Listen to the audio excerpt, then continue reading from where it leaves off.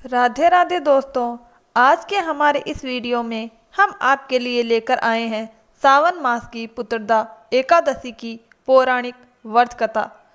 पर कथा सुनने से पहले अगर आप हमारे चैनल पर पहली बार आए हैं तो चैनल को सब्सक्राइब जरूर कर ले। तो चलो कथा शुरू करते हैं। द्वापर युग में महाराज युधिष्ठिर ने भगवान श्री कृष्ण से पूछा, हे केशव, कृपया करके यह बताइए कि सावन एकादशी की क्या कथा है, इसकी क्या विधि है और इसका क्या महत्व है। तब भगवान श्री कृष्ण बोले, हे धर्मराज, आपका प्रश्न बहुत ही उत्तम है। श्रावण मास की एकादशी का नाम पुत्रदा एकादशी है। यह सभी पापों को हरने वाली है। इसमें समस्त मनोकामना तथा सिद्धियों के दाता नारायण भगवान की पूजा होती है। इस समस्त संसार में पुत्रदा एकादशी के समान दूसरा कोई व्रत नहीं है। पुत्रदा का अर्थ है पुत्र देने वाली। यह व्रत निसंतान व्यक्ति को संतान प्राप्त करने वाला है। हे राजन, अब मैं आपको पुत्रदा एकादशी के महत्व से जुड़ी एक कथा सुनाता हूँ। ध्यान पूर्वक सुनिए। एक समय भद्रावती नामक नगरी में सुकेतुमान नामक राजा राज्य करता था। उसकी पत्नी का नाम सव्या था। राजा के पास धन, वैभव, राज्य आदि किसी प्रकार की कोई कमी नहीं थी, परंतु उसके कोई संतान नहीं थी। इस बात का राजा और रानी को बहुत दुख था। राजा यह सोच सोचकर हर समय चिंता में रहता कि उसका पिंडदान कौन करेगा। बिना पुत्र के पितरों और देवताओं का ऋण वह कैसे चुका पाएगा। अवश्य ही उन्होंने पिछले जन्म में कोई बुरे कर्म किए होंगे, इसीलिए उनके पुत्र नहीं है। इस प्रकार राजा को चिंता में देख रानी सव्या भी चिंतित रहने लगी। एक दिन राजा चिंता में इतने ग्रस्त हो गए कि उन्होंने अपने प्राण त्यागने का निश्चय किया, परंतु आत्महत्या महापाप जानकर वह अपना अस्त्र लेकर सोच विचार में डूबकर जंगल की ओर चले गए। वहां अनेक प्रकार के पक्षियों और पेड़ पौधों को देखते हुए राजा आगे चलते जा रहे थे। वन में राजा ने हाथी को अपनी मादा और बच्चों के साथ घूमते हुए देखा। हिरण को अपनी मादा और बच्चों के साथ देखा। यह देखकर राजा सोच में पड़ गए कि मैंने तने यज्ञ किए, ब्राह्मणों को भोजन कराया, फिर भी मुझे निसंतान होने का दुख प्राप्त हुआ। अब मुझे क्या करना चाहिए। ऐसा सोचते हुए राजा जंगल में चले गए। आधा दिन बीत गया। राजा भूख प्यास से व्याकुल थे। पानी की तलाश में वह भटकते हुए एक सरोवर के पास पहुंचे। उस सरोवर में कमल पुष्प खिल रहे थे तथा बतख विहार कर रहे थे।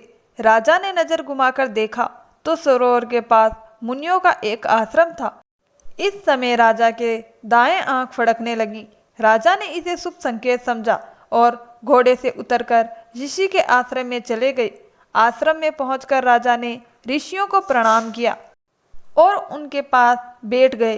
राजा को देख ऋषि पूछने लगे, हे राजन, आप यहाँ किस इच्छा से आए हैं। राजा बोला, महाराज, आप कौन हैं और यहाँ किस लिए रह रहे हैं, कृपया कर मुझे बताएं। तब वह ऋषि बोले, राजा, आज से 5 दिन बाद सावन मास की एकादशी है।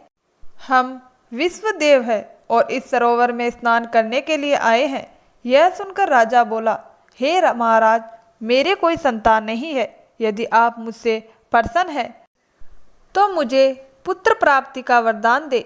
यह सुन ऋषि बोले, हे राजन, श्रावण मास की एकादशी का नाम पुत्रदा एकादशी है। यह निसंतान को संतान प्राप्त करती है। आप अवश्य पुत्रदा एकादशी का व्रत करें और भगवान नारायण की कृपा से आपको पुत्र रत्न की प्राप्ति होगी। यह वचन सुनकर राजा को संतोष हो गया और वह अपने राज्य की ओर लौट आए।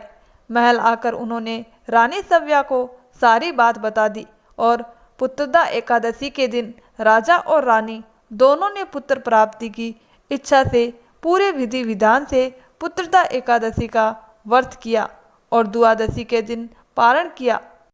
कुछ दिनों बाद रानी सव्या ने गर्भ धारण किया। 9 महीने पश्चात उनके घर में एक अति तेजस्वी पुत्र हुआ।